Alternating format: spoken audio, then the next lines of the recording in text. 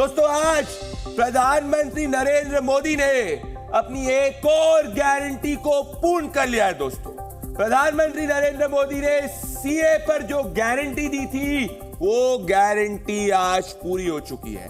CA citizenship amendment act आ चुका है, इसकी नोटिफिकेशन लागू हो चुका है। तो सवाल मैं नहीं, मेरे साथ 140 करोड़ देशवासी पूछ रहे हैं कि क्या अब 400 पार का रास्ता साफ हो चुका है?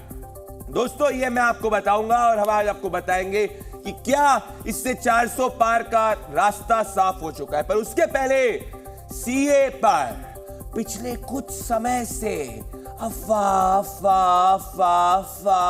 ही चल रही है और इस झूठ का पर्दाफाश करना जी न्यूज के दर्शकों के लिए मेरा दायित्व है। दोस्तों, इसीलिए 24 का चुनावी संदेश के पहले सीए पर सच क्या है और झूठ क्या है आप अपने टीवी स्क्रीन पर देख रहे हैं। दोस्तों, सीए पर पहला झूठ ये है और ये फैलाया जा रहा है कि ये नागरिकता लेने का कानून है, परंतु सच ये है कि ये नागरिकता देने का कानून है।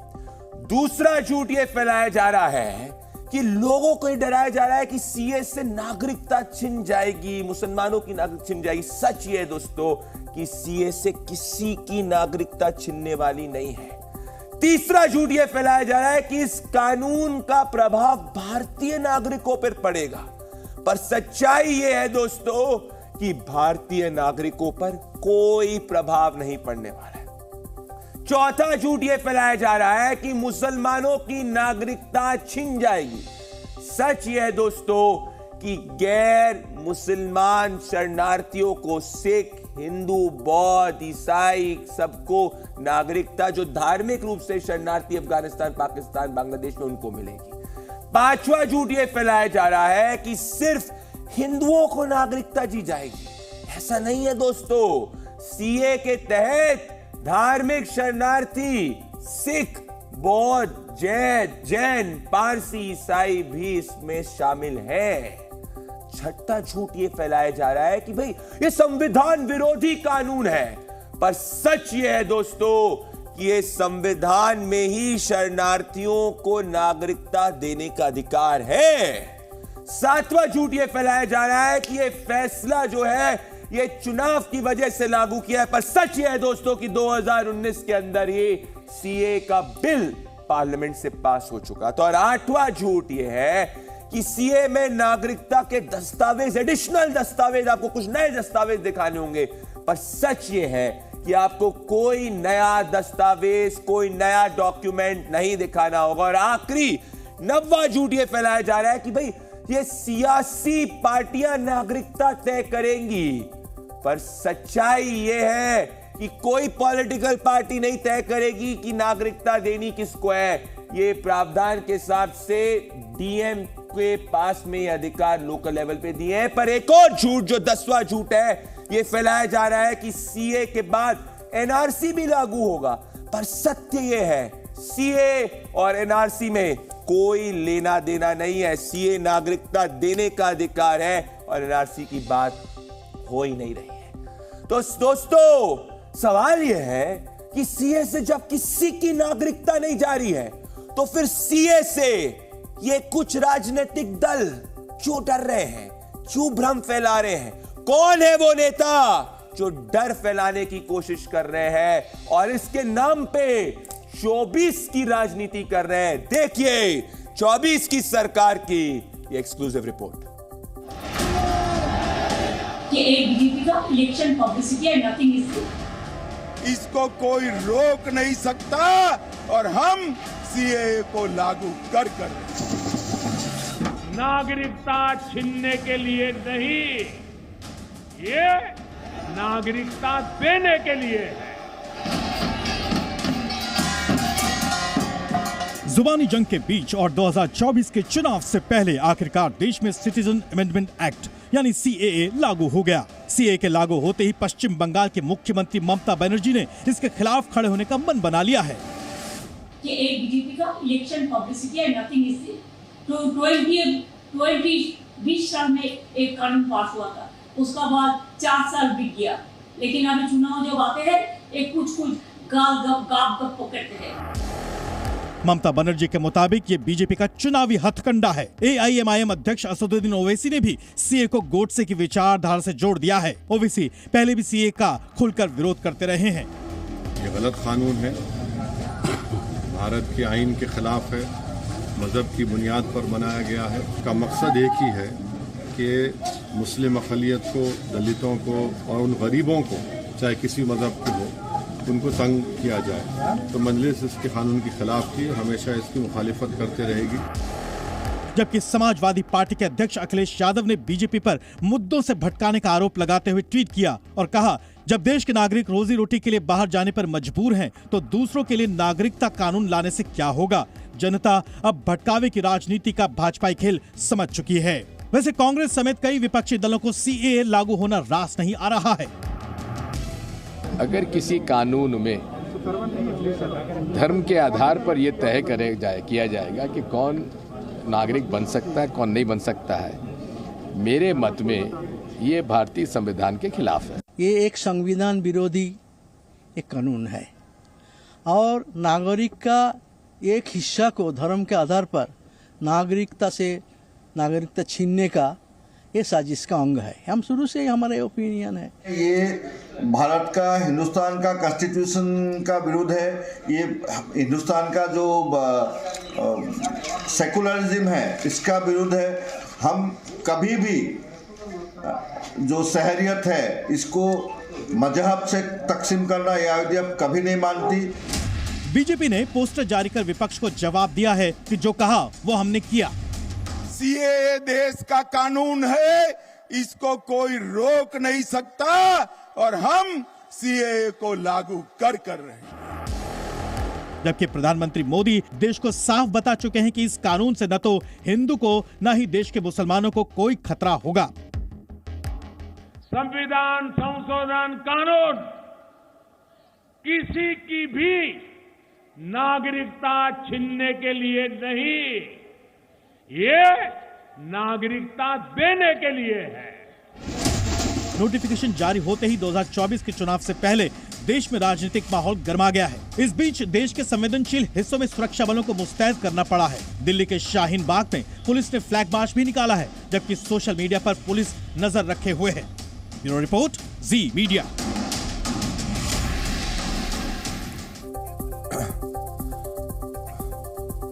तो दोस्तों सवाल यह है कि जब किसी की नागरिकता नहीं ली जा रही है तो ये कौन से सियासतगण है जो इस पे राजनीति करने की कोशिश कर रहे हैं, ये मैं आपको बताऊंगा। पर इसके पहले प्रधानमंत्री नरेंद्र मोदी पब्लिक के सामने पास्ट में ऑलरेडी कह चुके हैं कि सीएए से किसी की नागरिकता नहीं ली जाएगी। तो कौन सी वो राजनीतिक गण हैं जो इस पे झूठ फैला रहे हैं, इसका पर्दाफाश मैं करने वाला हूं। पर इसके पहले प्रधानमंत्री नरेंद्र मोदी ने सीए पे देश को क्या एश्योरेंस दिया था, सुनिए। मैं फिर से स्पष्ट करना चाहता हूं, सिटीजनशिप अमेंडमेंट एक्ट, संविधान संशोधन कानून किसी की भी नागरिकता छीनने के लिए नहीं, ये नागरिकता देने के लिए है। तो दोस्तों जब प्रधानमंत्री ऑलरेडी डिक्लेयर कर चुके कि किसी की नागरिकता नहीं ली जाएगी, तो कौन से नेता हैं जिनको दिक्कत है, जो भ्रम फैला रहे हैं? आपके टेलीविजन स्क्रीन पे है ममता बनर्जी, अखिलेश यादव, जयराम रमेश, असदुद्दीन ओवैसी और बदरुद्दीन अजमल जैसे नेता ये झूठ फैलाने की कोशिश कर रहे हैं कि इससे नागरिकता ली जा सकती है या चुनावी स्टंट है। सच्चाई है 2019 में बिल पास हुआ है और ये कोई चुनावी स्टंट इसीलिए नहीं हो सकता। और दूसरा, इससे नागरिकता किसी की नहीं ली जा रही। अब सवाल दोस्तों ये उठ रहा है कि अगर सीए लागू होने से किसी की नागरिकता नहीं जाने वाली है तो फिर कानून का विरोध क्यों किया जा रहा है? कानून लगाने में ही पेट का दर्द जो है किस किस नेता में हो रहा है, क्यों विरोध हो रहा है, इसके पीछे की राजनीति क्या है, इसको समझने की बहुत जरूरत है दोस्तों, जो मैं आज आपको समझाने वाला हूं। और इसीलिए इसका राजनीति का गढ़ बंगाल है दोस्तों, क्योंकि बंगाल के अंदर अल्पसंख्यक कई शरणार्थी के अल्पसंख्यक कई मात्रा के अंदर है, ऐसे सोर्सेज बताते हैं। और दूसरा, मतुआ वोट बंगाल की राजनीति की दिशा और दशा तय करने में बहुत निर्णायक है। इसमें दोस्तों मैं आपको यह बताना चाहता हूं कि मतुआ वोट जो है बंगाल के अंदर 10% से ज्यादा है, लगभग 1 करोड़ से ज्यादा आता है। और यह मतुआ वोट 2019 के अंदर भारतीय जनता पार्टी की तरफ गया था और इसके कारण बीजेपी का 2019 लोकसभा में बंगाल के अंदर प्रदर्शन काफी अच्छा हुआ था। मैं आपको इस वक्त दिखाना चाह रहा हूं दोस्तों, अगर आप देखेंगे 2019 और 2014 के बीच का फर्क अब मैं दिखाना चाहता हूं दोस्तों। 2000 अगर आप 14 में देखेंगे तो बीजेपी को सिर्फ 2 सीट बंगाल में मिली थी और टीएमसी को 34 सीट मिली थी। अगर आप 2019 में देखेंगे दोस्तों तो बीजेपी को 18 सीटें मिली थी और टीएमसी को 22 मिली थी। मतलब 200% से ज्यादा का जो फर्क हुआ था वो बीजेपी को बंगाल के अंदर हुआ था। और इसमें मतुआ वोट जो है वो काफी ज्यादा निर्णायक था और ये जो मतुआ सीट्स पे बीजेपी ने काफी ज्यादा अच्छा वोट डोमिनेट किया था। अब ये कौन सी मतु सीट्स हैं जहां पे फर्क पड़ सकता है, और मैं आपको ये डेटा बताना चाहता हूं। 7 लोकसभा सीट्स है दोस्तों, इन 7 लोकसभा सीट्स पे फर्क पड़ सकता है। इनमें से कुछ सीट्स मैं आपके सामने रखता हूं। बर्धमान ईस्ट पिछली बार टीएमसी के जीती थी, बर्धमान दुर्गापुर पिछली बार बीजेपी जीती थी। इसके बाद अगर कूच बिहार बीजेपी जीती थी। इसके बाद अगर बात करूं बांगोन, बीजेपी यहां पे जीती थी। अगर बात करूं कृष्णानगर, टीएमसी यहां पे जीती थी। और अगर मैं बात कर रानाघाट, यहां पे बीजेपी जीती थी।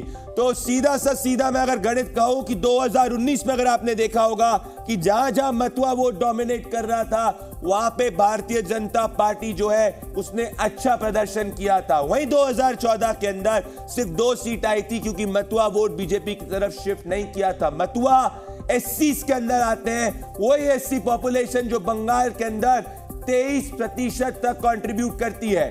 दोस्तों एक और डेटा दिखाना चाहता हूं मैं आपको। इस वक्त आप देखें नॉर्थ 24 परगनास के अंदर जो है यहां पे नॉर्थ 24 परगना में सेलिब्रेशन हो रही है। नॉर्थ 24 परगना दोस्तों जो है वो बंगाल के अंदर काफी ज्यादा निर्णायक है। ये नॉर्थ 24 परगना जो है ये काफी ज्यादा निर्णायक इसीलिए दोस्तों क्योंकि यहां पे भी मतुआ वोट काफी निर्धारित होता है। मैं उसके बारे में आपको बताऊंगा, पर उसके पहले अगर आप देखेंगे ये नॉर्थ 24 परगना के अंदर जो इस वक्त मतुआ समाज के लोग हैं वो जश्न मना रहे हैं, वो खुशी मना रहे हैं क्योंकि ये पिछले 3 जनरेशंस के से इनकी डिमांड थी कि मतुआ को सिटीजनशिप मिलनी चाहिए। और ये नागरिकता जो दी गई है इससे मतुआ समाज की जो 3 पीढ़ियां जो है वो 3 पीढ़ियां इसका इंतजार कर रही थी। इस वक्त अब विधानसभा की मैं बताना चाहता हूं कि विधानसभा का मैं आंकड़ा आपको बताना चाहता हूं दोस्तों, क्यों यहां पे ये इतना सेलिब्रेशन हो रहा है। क्योंकि नॉर्थ 24 परगना दोस्तों काफी ज्यादा निर्णायक है। नॉर्थ 24 परगना का अगर रीजन बात करूं मैं तो इसमें 33 असेंबली सीट आती है।